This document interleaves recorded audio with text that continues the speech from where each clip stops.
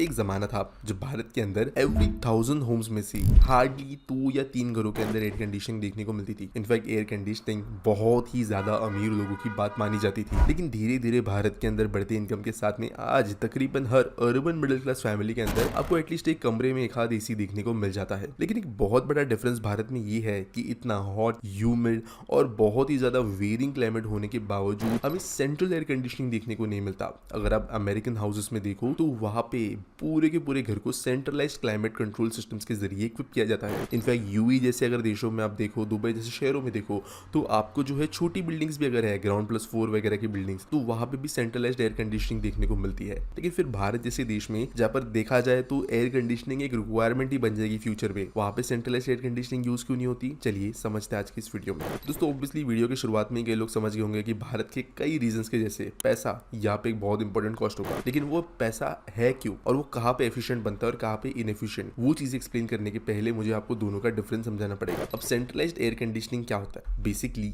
आपका जो कंप्रेसर या आउटडोर यूनिट है वो अलग होगा। आप किसी टेरेस पे, किसी बैल्कनी में उसको अलग मेंटेन कर सकते हो जहाँ पे ये हाई कैपेसिटी का होगा। जनरली आपको 1 टन, 1.5 टन, 2 टन के एसी देखने को मिलते हैं, लेकिन ये 3, 4, 5 या इनफैक्ट 10 टन का भी हो सकता है बड़ा कंप्रेसर। और यहाँ से निकलने वाले डक्ट्स को आप जैसे प्लम्बिंग आपकी पानी की होती है वैसे न्यूमेटिक डक्टिंग के जरिए अपने घर के अलग अलग कमरों में, रीजन्स में पहुंचा सकते हो, जिसकी वजह से आपका एक ही आउटडोर यूनिट है और पूरे घर में चाहिए वहां आप ठंडी हवा लेकर जा सकते हो। 2 यूनिट्स न होने की वजह से इस एसी के काफी फायदे हैं। कंपैरेटिवली ये ज्यादा फ्लेक्सिबिलिटी देता है, ये बेटर कूलिंग भी प्रोवाइड कर सकता है क्योंकि डक्ट्स जो है आप अपने कमरे में चाहिए वैसे निकाल सकते हो, ना कि किसी स्प्लिट या कैसेट के जैसे जहां पर आपका ब्लोअर एक जगह पे फिक्स हो जाए। लेकिन जो नॉर्मली भारत के अंदर यूज आने वाले सिस्टम्स है वो स्प्लिट या विंडो टाइप सिस्टम है। स्प्लिट नाम से यानी 2 भागों में स्प्लिट, एक आउटडोर यूनिट, छोटा यूनिट जिसको लोग कंप्रेसर भी बोलते हैं, और एक अंदर का ब्लोअर यूनिट। ये पर कमरे के हिसाब से या पर रीजन के हिसाब से लगाया जाता है। उस कमरे के साइज, उस कमरे के अंदर आने वाली लाइट, अलग अलग चीज, उस कमरे की हाइट, इन चीजों के हिसाब से ये स्प्लिट एसी का जो है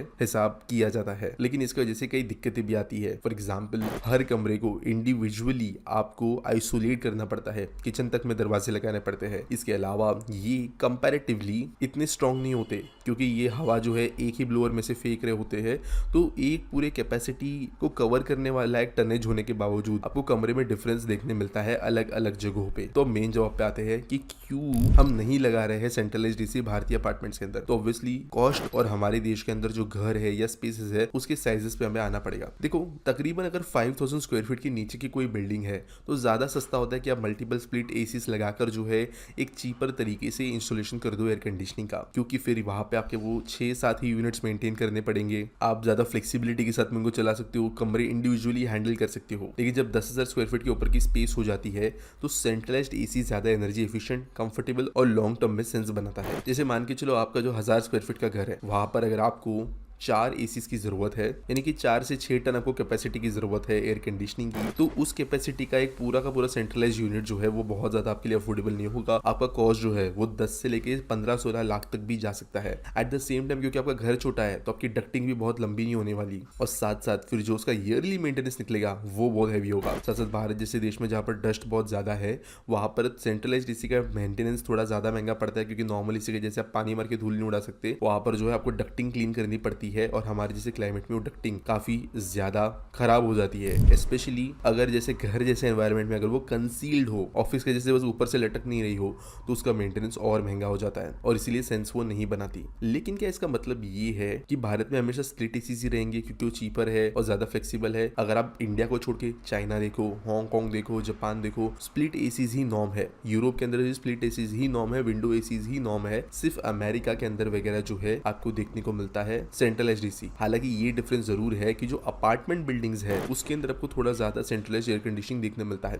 और भारत के अंदर ये अब हो रहा है। अगर आप मुंबई, दिल्ली, चेन्नई, बेंगलुरु किसी भी बड़े शहर के किसी हाई एंड अपार्टमेंट को खरीदने की कोशिश करो तो आजकल आपको सेंट्रलाइज्ड एयर कंडीशनिंग सिस्टम या उसके लिए दिया गया प्रोविजन नजर आ जाता है। कई सारी इंटीरियर डिजाइनिंग कंपनीज जो है आपको जो है बहुत अच्छा सेंट्रलाइज्ड एयर कंडीशनिंग सिस्टम बना के देती है। इनफैक्ट इसका एक स्टेप बीच में जो आता है वो है कसेट एसीज। आपने देखे होंगे आपके जिम वगैरह में या कई ऑफिस जो छोटे होते हैं, क्लासेस वगैरह, उसमें आपको जो है कसेट एसीज देखने मिलते हैं जो सीलिंग से जुड़े होते हैं। इस तरीके की यूनिट जो है वो भी काइंड ऑफ एक ट्रांजिशन की तरह काम कर रहे हैं between centralised and normal AC solutions. और जैसे जैसे भारत के अंदर इसकी सप्लाई चेन स्ट्रांग हो रही है, ज्यादा एफिशिएंट बन रहे हैं सेंट्रलाइज्ड सिस्टम्स, तो आपको ये ज्यादा जगहों पे देखने मिलता है। वैसे भारत के अंदर एक्सेप्शन है कमर्शियल बिल्डिंग्स का, क्योंकि ऑलमोस्ट हर एक कमर्शियल बिल्डिंग में आपको सेंट्रलाइज्ड एसी देखने को मिलता है। लेकिन क्या इसके कुछ फायदे भी है? तो देखो, मैंने आपको फायदे छोटे एसी के तो बता दिए कि इजी है वगैरह वगैरह वगैरह, लेकिन जब आप स्केल पे जाते हो 15,000 square feet, lakh square feet, पूरा मॉल आपको ठंडा करना है, तो उस केस में सेंट्रलाइज्ड एसी का कोई मुकाबला नहीं है। इनफैक्ट ये स्केलेबल इतना ज्यादा अफोर्डेबल बनता है कि गिफ्ट सिटी से प्रोजेक्ट्स के अंदर पूरे का पूरा डिस्ट्रिक्ट जो है, यानी पूरा का पूरा सिटी ब्लॉक है जिसमें 50-60 बिल्डिंग्स हो सकती है, उसके लिए अपने आप एक कूलिंग सिस्टम की बिल्डिंग बनाई गई है, कंप्रेसर्स की बिल्डिंग बनाई गई है, जो पूरे एरिया के लिए एसी की ठंडी हवा बनाकर पाइपिंग के जरिए पहुंचाती है पूरे के पूरे शहर के इलाके के अंदर, क्योंकि वो बहुत एफिशिएंट होता है। और फिर आप बिल दे सकते हो, जैसे आप नॉर्मली बिजली का बिल देते हो वैसे एसी का बिल दे सकते हो, क्योंकि ऑब्वियसली कई सारे सिस्टम्स के अंदर इकोनॉमिक्स ऑफ स्केल जो होती है वो आने के बाद में लॉसेस कम हो जाते हैं एनर्जी की, और इसलिए भारत के अंदर आपको सेंट्रलाइज्ड एसी सिस्टम्स थोड़े बढ़ते हुए तो नजर आएंगे बड़े घरों के अंदर, लेकिन नॉर्मली नहीं।